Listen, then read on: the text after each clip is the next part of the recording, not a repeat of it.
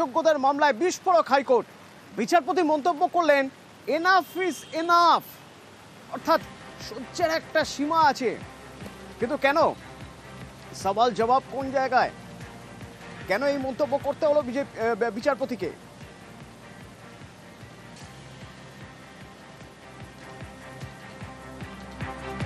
Enough is enough মন্তব্য বিচারপতির। কারণ পরীক্ষার কয়েকদিন আগে মামলাকারীরা দাবি করছেন, সেই দাবিতেই প্রশ্ন উঠছে। বিস্ফোরক হাইকোর্ট।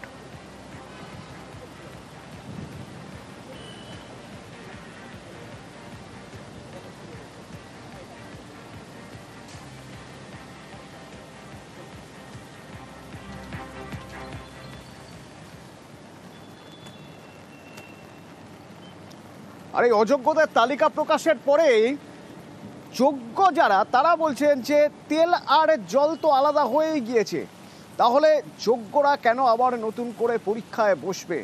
আর তাদের পাশে দাঁড়িয়ে এই একই প্রশ্ন তুলছে বিজেপি।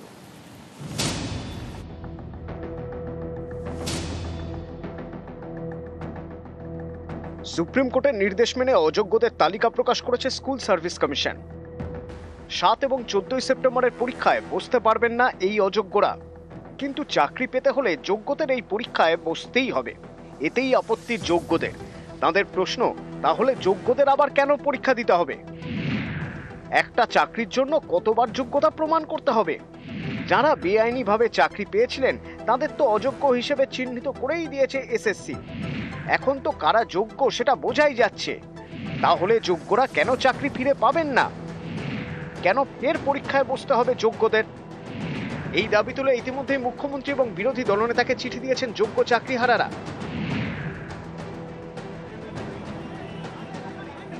সোমবার চাকরিহারারা বিধানসভায় গিয়ে দেখা করেন শুভেন্দু অধিকারীর সঙ্গে।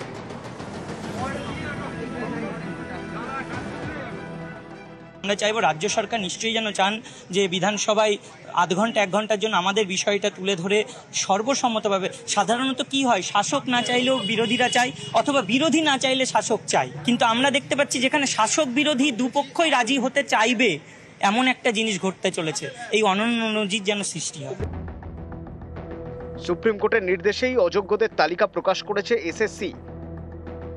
দেশের শীর্ষ আদালত লাগাতার চেষ্টা করছে পরীক্ষাকে বাধাহীন রাখার। ঠিক তখনই আসরে বিরোধীরা সুপ্রিম কোর্টের কাছে হাত জোর করে যান, যে বলুন যে বাকিরা যোগ্য, আপনি তাদেরকে চাকরিতে বহাল রাখার অনুমতি দিন। অপোজিশন একটা চিঠি স্পিকারকে দিয়েছেন, আমরা সর্বদলীয় প্রস্তাবে সমর্থন করব এবং সেই প্রস্তাব রাজ্য সরকার চান।